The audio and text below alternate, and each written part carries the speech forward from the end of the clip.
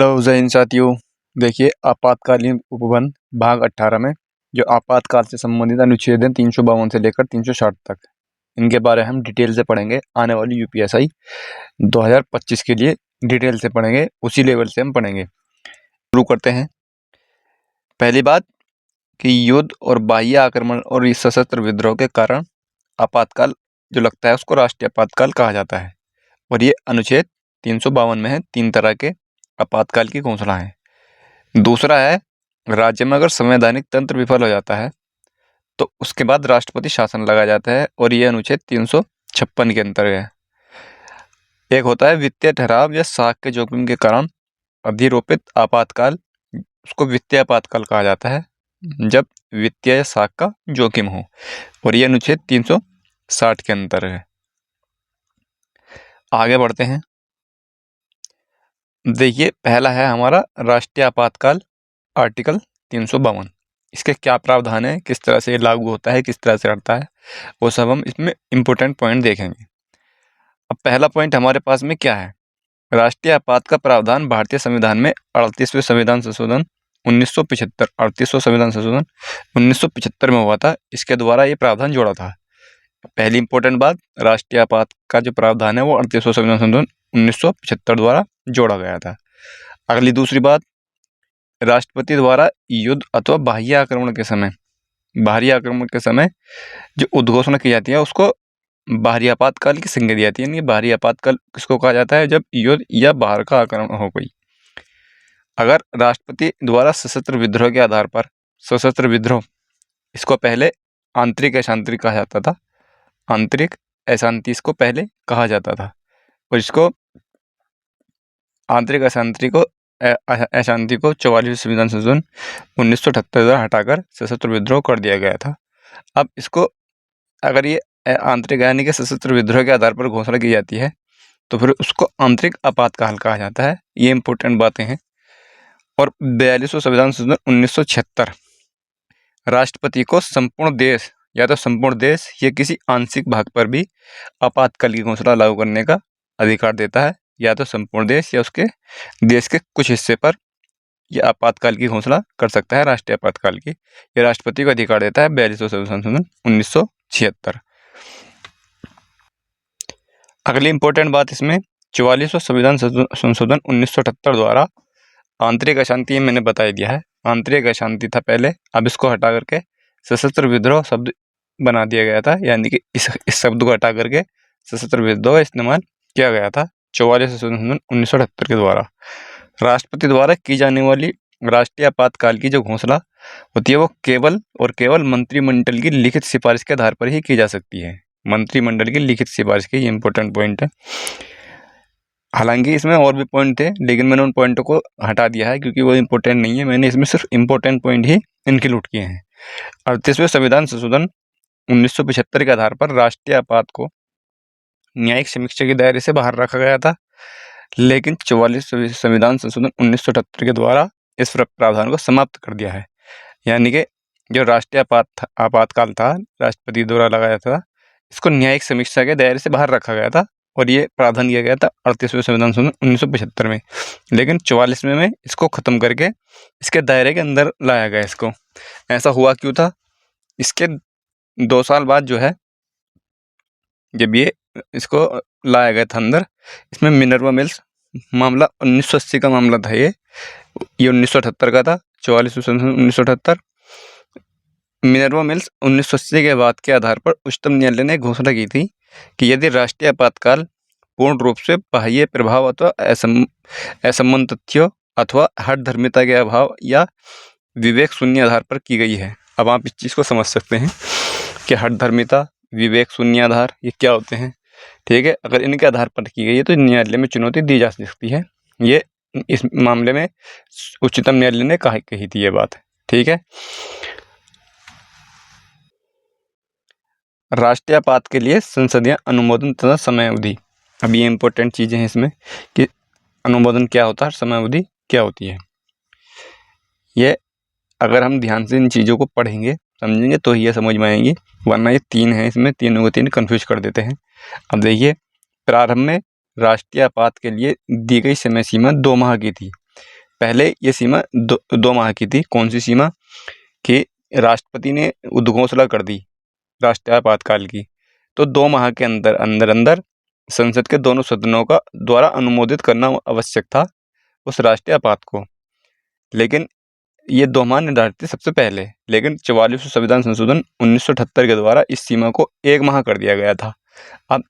अब जो इसमें प्रावधान है वो 1 माह के अंदर संसद के दोनों सदनों द्वारा अनुमोदित होना चाहिए।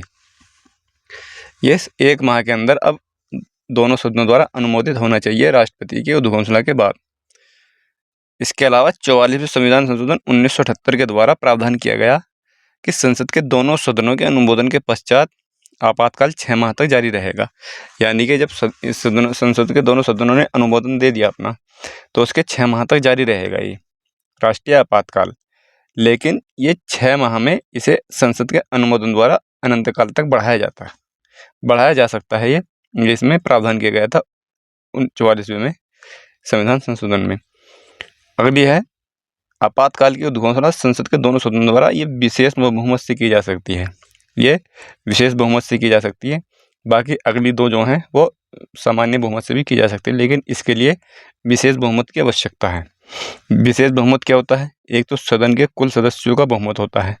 सदन के सदस्य होते हैं उनका बहुमत यानी कि 50% से एक ज़्यादा कुल सदस्यों का, और इसके अलावा सदन में जो उपस्थित मतदान करते हैं उनका 2/3 भी होना चाहिए। इसको मिला देने के बाद ये विशेष बहुमत बन जाता है। ठीक है, तो ये विशेष बहुमत की आवश्यकता पड़ती है राष्ट्रीय आपातकाल में। अब है राष्ट्रीय आपात की उद्घोषणा की समाप्ति। अब समाप्ति कैसे होगी? यदि लोकसभा साधारण बहुमत से, समाप्ति के लिए साधारण बहुमत की आवश्यकता पड़ती है। ये ध्यान रखना, साधारण बहुमत की आवश्यकता पड़ती है समाप्ति के लिए। इसे समाप्त करने के लिए संकल्प पारित कर देती है, तो राष्ट्रपति को उसी समय आपातकाल की घोषणा को समाप्त करना होगा। एक पॉइंट तो ये हो गया इसका। एक पॉइंट ये हो गया कि 44वें संविधान संशोधन 1978 में एक प्रावधान किया गया, एक व्यवस्था की गई कि अगर लोकसभा की कुल सदस्य संख्या 1/10 यानी कुल जो सदस्य संख्या है, जैसे 100 सदस्य हैं और 100 में से 1/10 यानी कि अगर 10 सदस्यों ने लिखित नोटिस दे दिया लोकसभा अध्यक्ष को तब दिया जाएगा जब सदन का सत्र चल रहा हो। अगर सदन का सत्र नहीं चल रहा हो तो फिर राष्ट्रपति को दिया जाएगा ये लिखित नोटिस। अगर ये लिखित नोटिस दे दिया जाता है तो उसके बाद जो है 14 दिन के अंदर सदन का विशेष सत्र बुलाना पड़ेगा। ये 14 दिन के अंदर ये विशेष सत्र बुलाना अनिवार्य हो जाएगा। दूसरा पॉइंट ये हो गया इसका। एक पॉइंट तो ये था कि साधारण बहुमत के द्वारा, या अगर लोकसभा साधारण बहुमत से पारित कर दे तो राष्ट्रपति आपातकाल की घोषणा समाप्त कर देते हैं। दूसरा पॉइंट ये हो गया, ये दूसरा पॉइंट 44 1978 में जोड़ा गया था कि लोकसभा के 1/10 सदस्य कुल सदस्य संख्या के एक नोटिस देते हैं जब सत्र चल रहा हो तो लोकसभा अध्यक्ष को, सत्र नहीं चल रहा हो तो राष्ट्रपति को। उसके बाद 14 दिन के अंदर सदन का विशेष सत्र बुलाना अनिवार्य हो जाएगा। अगला पॉइंट इसमें एक ये है कि राष्ट्रपति द्वारा आपातकाल की घोषणा किसी भी समय एक दूसरी उद्घोषणा के द्वारा समाप्त की जा सकती है, और ऐसी उद्घोषणा के लिए किसी संसदीय अनुमोदन की आवश्यकता नहीं होती है। तो ये इंपॉर्टेंट पॉइंट थे इसके। अब राष्ट्रीय आपातकाल के प्रभाव क्या पड़ते हैं? तो राष्ट्रीय आपातकाल के प्रभाव होते हैं जैसे राज्य सरकार पर केंद्र का पूरा नियंत्रण हो जाता है।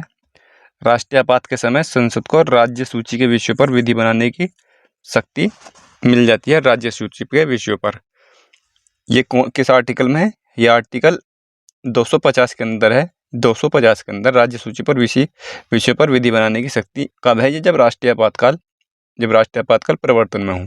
अगर राष्ट्रीय आपातकाल प्रवर्तन में ना हो तब भी राज्य सूची के विषयों पर संसद कानून बना सकती है, लेकिन उसके लिए फिर राज्यसभा की अनुमति की आवश्यकता पड़ती है। वो 2/3 सदस्यों के साथ ये सूचना देती है राज्यसभा। और ये किस आर्टिकल में है? ये 249 में है, या ये चीज़ 249 में है। और 250 में जो है वो ये दे रखा है कि अगर आपातकाल अगर प्रवर्तन में है तो राज्य सूची के विषय पर विधि बना सकती है बिना राज्यसभा की परमिशन के। ठीक है। राष्ट्रपति आपात के उद्घोषणा के दौरान राष्ट्रपति आदेश द्वारा अनुच्छेद 268 से 279 में उल्लंघन केंद्र और राज्यों के वित्तीय संबंधों में परिवर्तन कर सकता है। ठीक है, अनुच्छेद 268 से लेकर 279A 264 से लेकर के और 300A तक ये भाग 12 है। ठीक है, इसी के अंदर ये बात की 268 से लेकर 279 में राष्ट्रपति और इनके बीच में जो है केंद्र और राज्य के वित्तीय संबंधों के बारे में है 268 से लेकर 279 तक। अगला पॉइंट इसमें राष्ट्रपति केंद्र तथा राज्यों के मध्य करों के संवैधानिक वितरण को संशोधित कर सकता है। ठीक है, ये संवैधानिक वितरण को संशोधित कर सकता है। राष्ट्रीय आपात के दौरान राष्ट्रपति केंद्र से राज्यों को दिए जाने वाले धन को कम अथवा समाप्त कर सकता है। ये भी एक पॉइंट है इसमें। अब आगे पॉइंट है लोकसभा अवधि पर। लोकसभा अवधि पर इसका क्या प्रभाव पड़ेगा राष्ट्रपति शासन का, तो ये इम्पोर्टेंट चीज़ है, वेरी वेरी इंपॉर्टेंट चीज़ है ये।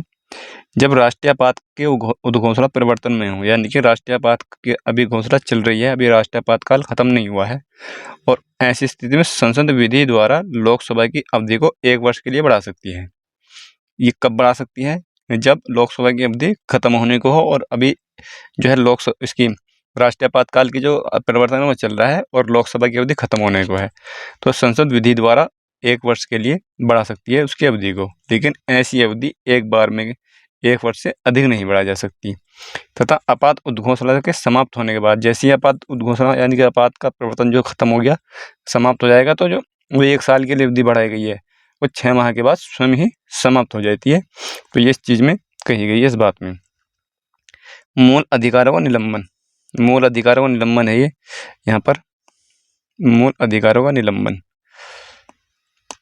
अब इसमें कैसे होता है मूल अधिकारों का निलंबन, एक तो आर्टिकल 19 का जो है स्वतः निलंबन हो जाता है। इसमें 6 अधिकार दिए हुए हैं, ये स्वतः निलंबित हो जाते हैं, लेकिन इसमें एक शर्त दी गई है, ये तभी निलंबित होंगे जब केवल बाह्य आक्रमण या युद्ध के दौरान इसमें आपातकाल की घोषणा की गई हो।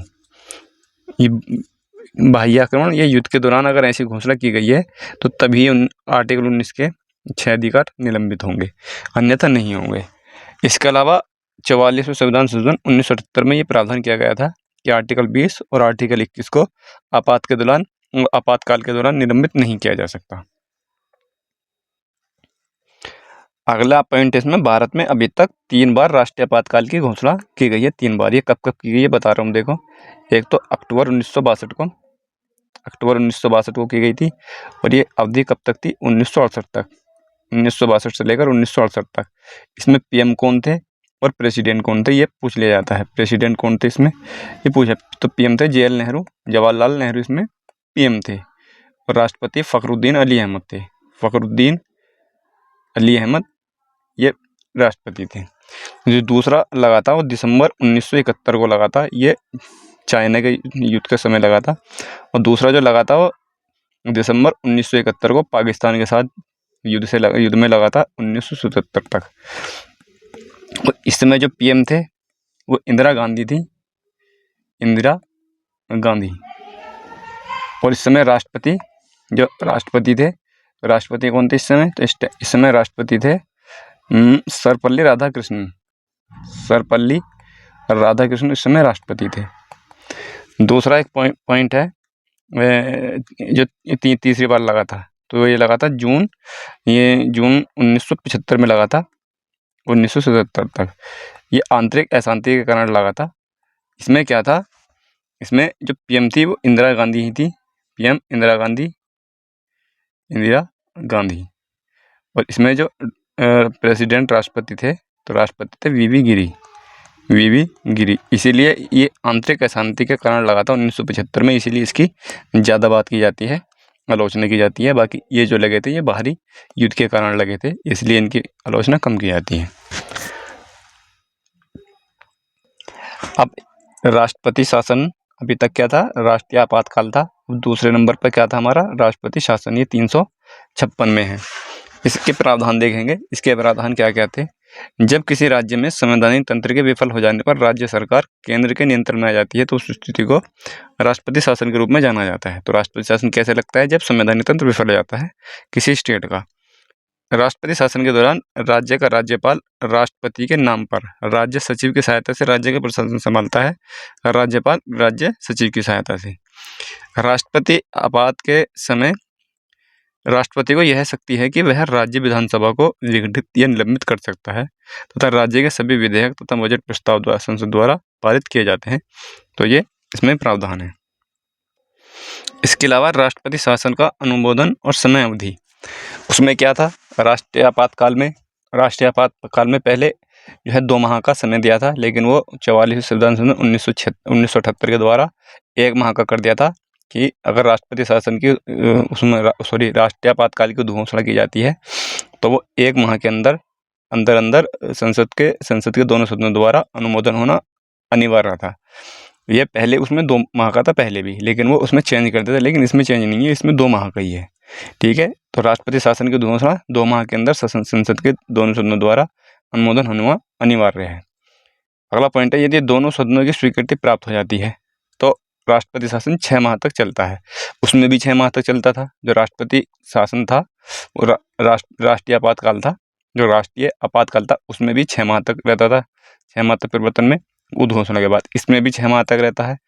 उसमें अनंत काल तक के लिए बढ़ाया जा सकता था और इसमें अधिकतम 3 वर्ष के लिए बढ़ाया जा सकता है, अधिकतम 3 वर्ष के लिए। मैं थोड़ा डिफरेंस बता रहा हूँ ताकि थोड़ा सा याद रहे। ठीक है, यहीं पर मैं डिफरेंस बता रहा हूँ। राष्ट्रपति शासन की उद्घोषणा राष्ट्रपति द्वारा किसी दूसरी उद्घोषणा द्वारा वापस ली जा सकती है। इस प्रक्रिया के लिए संसद की अनुमति की आवश्यकता नहीं पड़ती। ये उसमें भी था और इसमें भी है। अगला है, राष्ट्रपति शासन की घोषणा करने तथा इसे जारी रखने के लिए सभी प्रस्ताव ये सामान्य बहुमत द्वारा पारित किए जाते हैं। घोषणा करने के लिए भी और वापस लेने के लिए भी सामान्य बहुमत। उसमें क्या था, घोषणा करने के लिए ये पारित होता था उस विशेष बहुमत के द्वारा और वापस लेने के लिए सामान्य बहुमत की आवश्यकता थी उसमें भी राष्ट्रीय आपातकाल में। प्रथम बार राष्ट्रपति शासन 1951 में लगा था पंजाब राज्य में, और यह राष्ट्रपति शासन गोपीनाथ भारत मुख्यमंत्री थे उसमें, उनके शासनकाल में लगा था। उत्तर प्रदेश में सबसे अधिक 10 बार राष्ट्रपति शासन लगा है उत्तर प्रदेश के अंदर। अब ये उत्तर प्रदेश की बात है तो सबसे पहली बार देख लेंगे, सबसे पहली बार कब लगा था। सबसे पहला और सबसे आखिरी ये पता होना चाहिए, सभी की जानकारी हो ये जरूरी नहीं, लेकिन पहली बार का और जो लास्ट आखिरी बार में लगा है उसका तो पता होना चाहिए। तो पहली बार जो लगा था वो लगा था 25 फरवरी 1968 को लगा था। ये 25 फरवरी 1968 को लगा था और ये रहा था 26 फरवरी 1969 तक ये प्रवर्तन में रहा था। और 25 जनवरी तक रहा था, छोड़िए 25 जनवरी तक रहा था। और आखिरी बार जो लगा था वो 1998 में लगा था, बाबरी विध्वंस के समय पर। और इस समय यूपी के साथ साथ एमपी राजस्थान और हिमाचल में भी लगा था उस समय पे ये। और इस समय कल्याण सिंह मुख्यमंत्री थे, यूपी के कल्याण सिंह। अगला है वित्तीय आपातकाल। ये आर्टिकल 360 के अंदर है, 2 हो गए हैं। अब वित्तीय आपातकाल है आर्टिकल 360 में है। वित्तीय आपात राष्ट्रपति भारत अथवा उसके किसी क्षेत्र पर वित्तीय स्थिति या प्रत्यय पर जोखिम आने पर घोषित कर सकते हैं। 38वें संविधान संशोधन 1975 में राष्ट्रपति की वित्तीय आपातकाल की घोषणा करने संबंधी शक्ति को अंतिम और निर्णायक बताया गया। ये इंपॉर्टेंट चीज़ें हैं। 44वें संविधान संशोधन 1978 में 38वें संविधान की शक्ति को समाप्त कर दिया था, इस शक्ति को, और राष्ट्रपति की संस्तुति को न्यायिक समीक्षा से अलग बताया था। वित्तीय आपातकाल संसद द्वारा साधारण बहुमत द्वारा पारित किया जाता है। ये भी साधारण बहुमत द्वारा पारित किया जाता है और वापस लिया जाता है, साधारण बहुमत के द्वारा ही वापस लिया जा सकता है। दोनों में यही है, लेकिन जो राष्ट्रीय आपातकाल होता है उसके लिए विशेष बहुमत की आवश्यकता पड़ती है, वापस साधारण बहुमत से लिया जा सकता है। अगला है वित्तीय आपात का अनुबंधन तथा समय अवधि। इसमें भी 2 माह का समय है। राष्ट्रपति शासन में भी 2 माह का समय है, लेकिन राष्ट्रीय आपातकाल में 1 माह का समय है। पहले उसमें भी 2 माह का समय था। ये 2 माह का समय क्या होता है, ये जैसे उद्घोषणा हो गई, वित्तीय आपातकाल की उद्घोषणा हो गई, तो अब संसद की जो अनुमति होगी, संसद की जो अनुमोदन होगा वो 2 माह के अंदर होना जरूरी है। तो ये होता है। तो वित्तीय आपातकाल एक बार में संसद के दोनों सदनों की स्वीकृति प्राप्त होने के पश्चात अनिश्चित काल तक प्रभावी रहता है। बाकी दोनों में 6 माह तक रहता था। ठीक है, बाकी दोनों में 6 माह तक रहता था।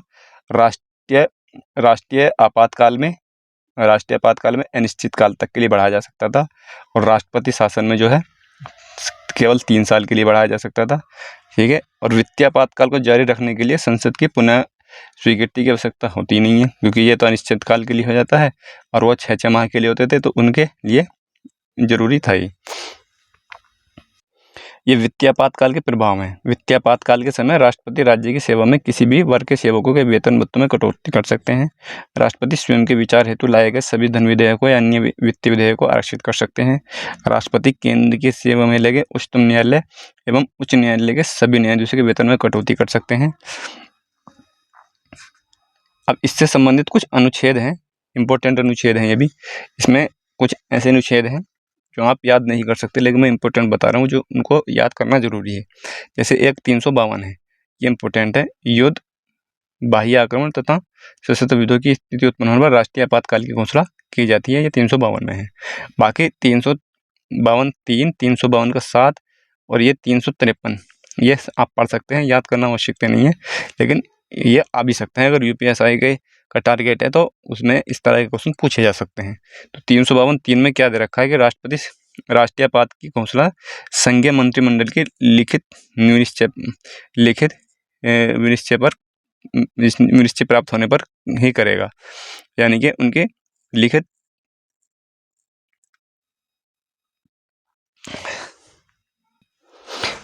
लिखित सिफारिश पर ही वो करेगा, निश्चय पर ही करेगा। और आर्टिकल 352 का 7 किलो है, 7वां किलो, राष्ट्रीय आपात की उद्घोषणा को राष्ट्रपति द्वारा लोकसभा द्वारा संकल्पित अनुमोदन के सामान्य बहुमत पारित होने पर किसी भी समय वापस लिया जा सकता है। ठीक है, वापस लेने का जो मामला 352 के 7 में है।